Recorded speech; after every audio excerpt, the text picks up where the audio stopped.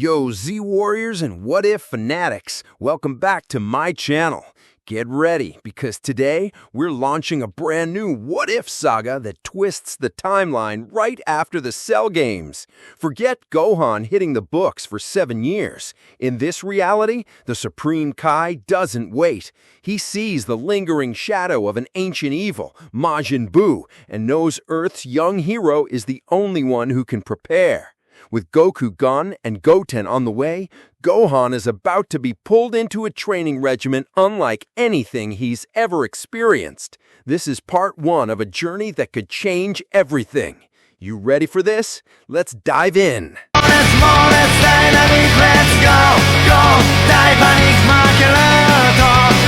The morning sun, a cheerful, buttery yellow, spilled over the jagged peaks of Mount Paozu, painting the undersides of fluffy clouds in hues of orange and rose. It was the kind of morning that promised warmth and the gentle hum of industrious insects, a stark contrast to the choking dust and desolate silence that had clung to the land not so long ago. Inside the small, round house nestled amidst the bamboo groves, the clinking of porcelain and the soft sizzle of something frying were the dominant sounds. Gohan, hunched over a thick textbook titled Advanced Principles of Key Mechanics and Applications in Engineering, frowned, tapping his pencil against a particularly dense equation. His hair, still shorter than it used to be, but growing out, fell across his forehead. He'd propped the book against a stack of equally daunting tomes, a small mountain of knowledge he was determined to conquer. Gohan, breakfast, before it gets cold and before your brain turns to mush from all those squiggly lines. Chi-Chi's voice, warm but firm, cut through his concentration. He sighed, a small puff of air, and reluctantly closed the book. The aroma of grilled fish, rice, and miso soup was indeed persuasive. He found his mother at the small wooden table, her belly noticeably rounder beneath her apron. She was humming a cheerful, slightly off-key tune as she arranged bowls. Her usual energetic movements were a little more careful, a little more deliberate these days. "Morning, Mom." He pulled up a chair. He glanced at the spread. "Looks good."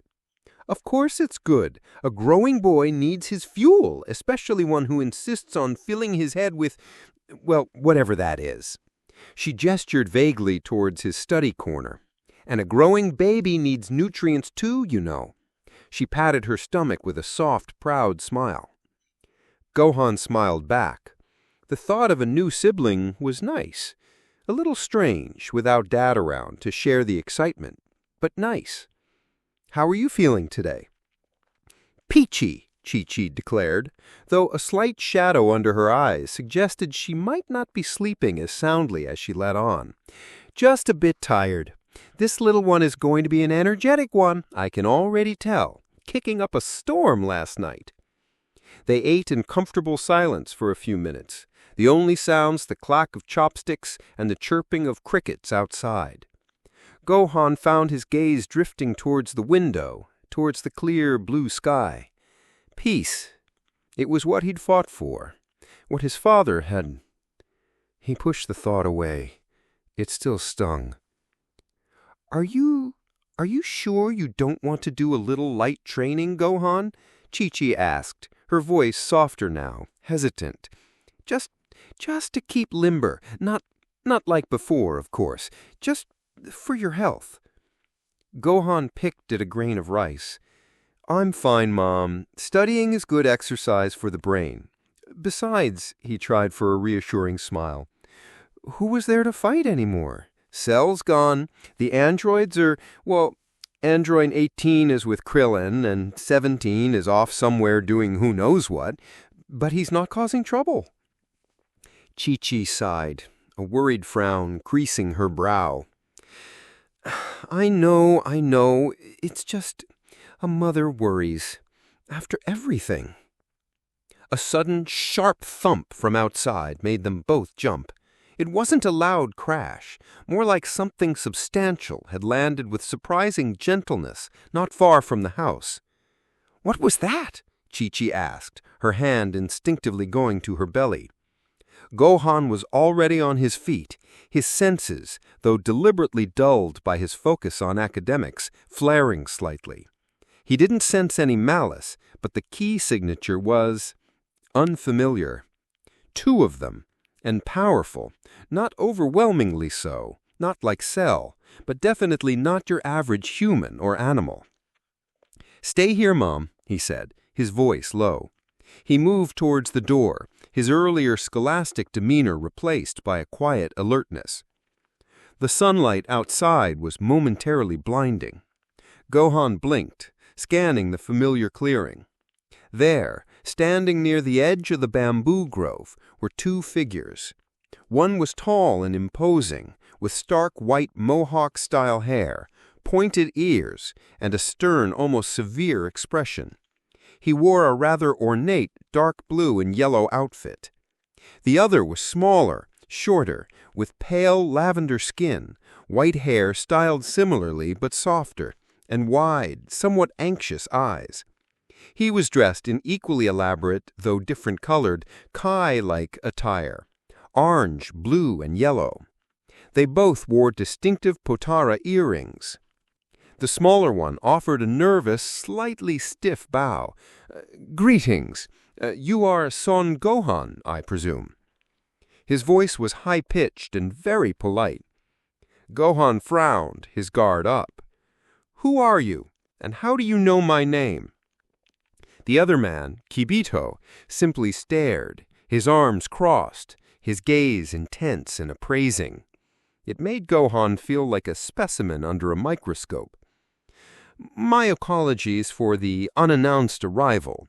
Son Gohan stepped forward slightly. He seemed to be trying for a reassuring smile, but it looked more like a grimace of discomfort. "My name is Shin, and this," he gestured to his companion, "is Kibito. We have traveled a great distance to speak with you." Chi-Chi had appeared in the doorway behind Gohan, her ladle still in her hand, her eyes wide with suspicion. "Gohan, who are these strangely dressed men?" Shin's gaze flickered to Chi-Chi, and his nervousness seemed to increase. Good morning, madam. A lovely day, isn't it? The atmospheric pressure on this planet is quite agreeable." Kibito let out a small, almost inaudible sigh. Gohan stepped slightly in front of his mother. "What are you?" asked. His tone firm, but not aggressive. These 2 didn't feel like threat, but their ki was definitely not of Earth. Shin wrung his hands. "It is a matter of considerable importance, cosmic importance, one might say. It concerns the future and potential disturbances." "Disturbances?" Gohan repeated, an uneasy feeling starting to prickle at the back of his mind. He'd hoped he was done with cosmic disturbances. "Indeed," Sin said, his eyes darting around the peaceful clearing as if he expected a monster to leap from the bamboo. "Perhaps we could discuss this somewhere more private. And perhaps some tea? The journey was rather instantaneous, but still."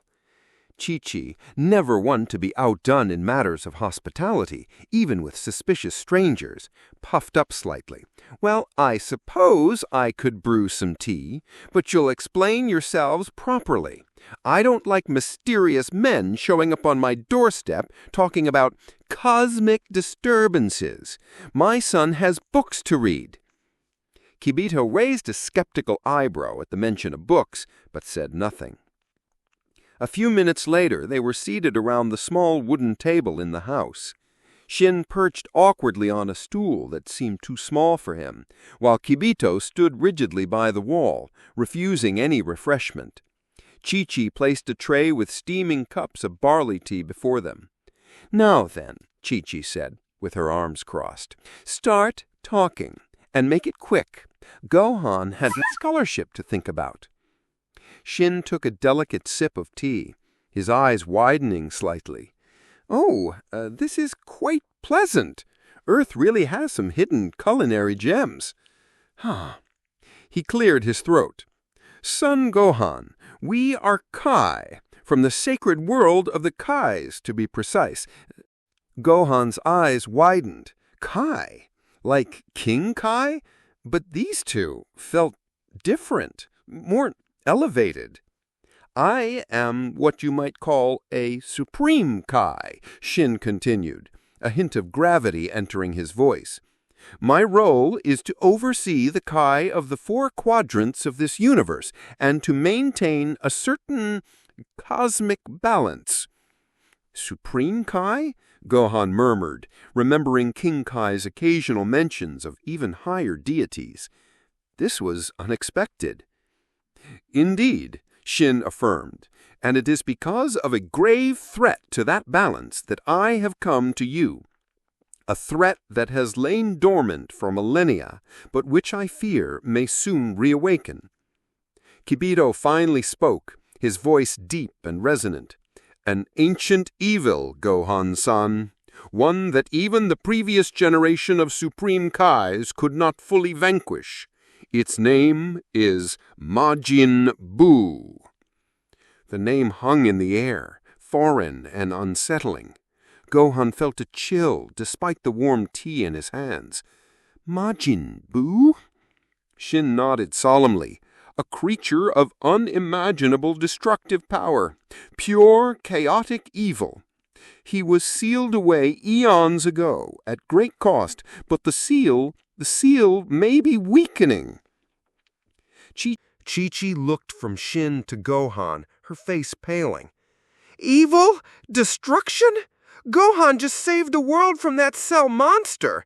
He deserves peace. He deserves to be a scholar. Madam, I understand your concerns, Shin said, his voice gentle but firm. Believe me, I would not be here if the situation were not dire. If Majin Buu is revived, it won't just be your world that is in peril. It will be the entire universe. Countless lives, countless planets extinguished. Gohan looked down at his hands. The calluses were mostly gone, replaced by the faint ink stains of a student. But he could still feel the phantom sensation of power thrumming through them, the memory of the Cell games, the weight of the world on his young shoulders. He'd promised himself, promised his mother, that he'd focus on his studies, live a normal life. "Why me?" he asked quietly. "My father, Goku, he was the strongest." The words still caught in his throat. Shin's expression softened with sympathy. Son Goku was indeed a remarkable warrior. His sacrifice against Cell was noted even in our realm. But you, Son Gohan, you possess a latent power that even surpassed your father's at that time. A power that, if properly honed, might be our only hope. Kibito scoffed quietly. If he still possesses it. He looks soft. Gohan's head snapped up, a flicker of his old fire in his eyes. Chi-Chi bristled. How dare you? My Gohan's plenty strong. He just doesn't need to show it off to rude, pointy-eared interlopers. Peace, madam, peace, Shin said quickly, shooting Kibito a warning glance. Kibito is direct, but his concern is for the universe. Gohan, we are not asking you to abandon your life, but we are asking you for your help.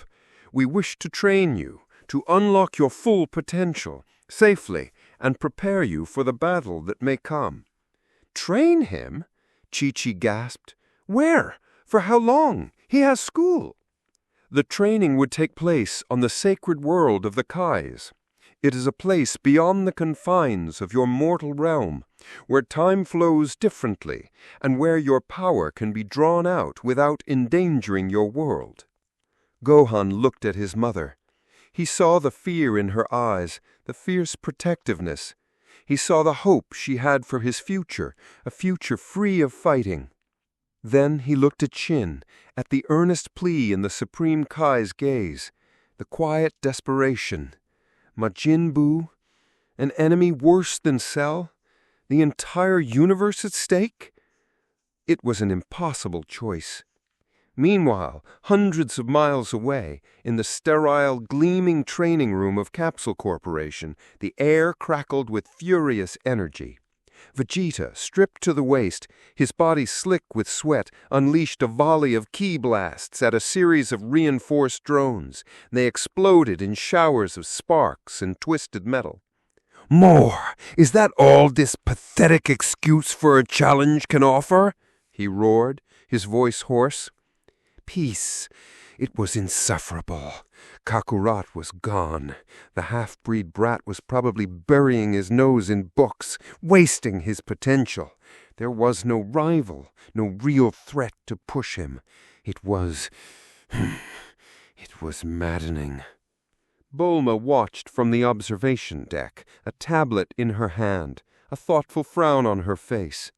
She'd increased the drone's combat difficulty to levels that should have been impossible, yet Vegeta tore through them as if they were paper. His power was still growing, relentlessly, fueled by sheer pride and a frustration that had no outlet. "Still not enough, huh?" she muttered to herself, making a note on her tablet. Trunks, my little Trunks from the future, had told me about Majin Buu, hadn't he? A threat even further down the line? I dismissed it at the time, too focused on Cell. But a small nagging worry had begun to surface lately. Maybe I should look into those old texts that my father had collected on ancient cosmic legends, just in case. High above the earth, on the serene, wind-swept platform of the lookout, Piccolo stood motionless, his white cape bellowing gently. His eyes were closed, his senses extended far out into the cosmos. He hadn't liked the feel of those 2 new key signatures that had appeared on Earth. Powerful, yes, but also ancient, and carrying an aura of immense gravity, of cosmic significance, that made the hairs on his Namekian antennae prickle. Dende approached him, his young face etched with concern. "Piccolo-san, did you feel that?" Piccolo opened his eyes. "I did, Dende. 2 beings, not of this world. They're with Gohan now." "Are they dangerous?" "I don't sense immediate malice, but they carry a weight, a burden. Something is coming, something far older and perhaps far more terrible than Cell." He looked down at the distant blue-green sphere of the earth. Gohan's peace was short-lived, I fear. Back at Mount Pautu, the tea had grown cold. Chi-Chi was dabbing her eyes with a handkerchief, her initial indignation giving way to a wearied resignation. Gohan stared out the window. The peaceful morning scene now felt like a fragile illusion. If I go," Gohan said slowly, turning back to face Shin, "how long would it be? Earth time?" Shin considered. "It is difficult to say precisely. Time flows differently there. What might feel like a significant period of training for you there could be less here, perhaps a few months, maybe more, if needed. We would prioritize your swift return, of course, especially with—" She glanced sympathetically at Chi-Chi's rounded form. "A few months. It felt like an eternity to be away from my studies, from my mother, especially now. But if what they said was true, and this Majin Buu, is he truly that powerful?" Kibito finally pushed himself off the wall. "Powerful enough to have annihilated countless worlds. Powerful enough that the combined might of several Supreme Kais was needed merely to seal him, not destroy him. He is a force of pure mindless destruction. If he is released, your studies, your peaceful life, this entire planet, none of it will matter." The starkness of Kibito's words hit Gohan like a physical blow. He looked at his mother, her face streaked with tears, but a familiar resolve hardening her eyes. She knew just as he did that some responsibilities couldn't be ignored, no matter how much they wished otherwise. "Gohan, if you have to do this, Then you do it. You make sure this Buu thing doesn't hurt anyone. You protect our home. You protect your little brother or sister." She placed her hand on her stomach, "And then you come back. You come back and become the greatest scholar the world has ever seen. Promise me."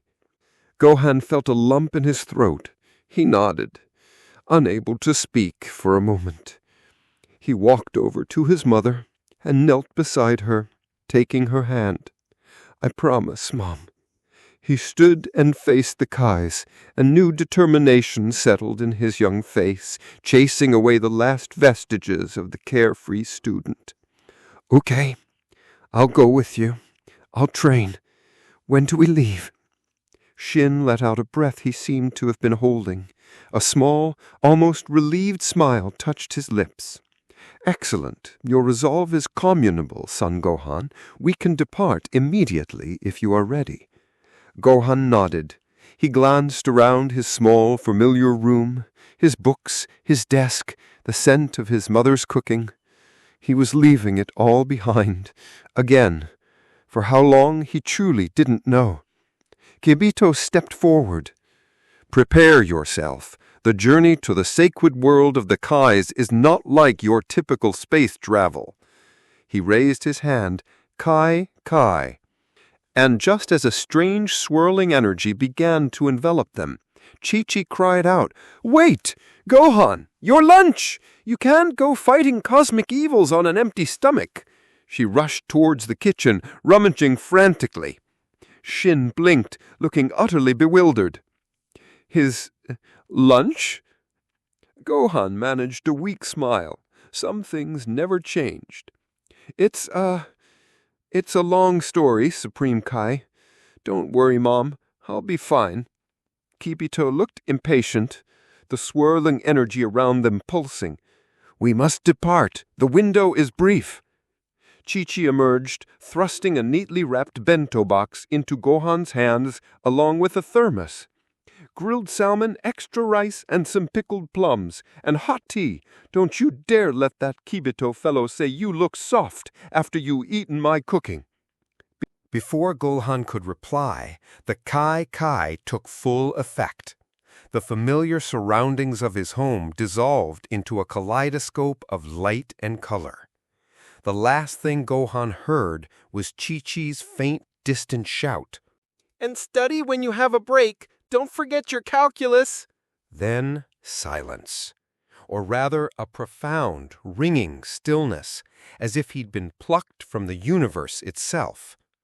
He found himself standing on a lush, impossibly green platform floating in a void of swirling nebulae and distant glittering stars.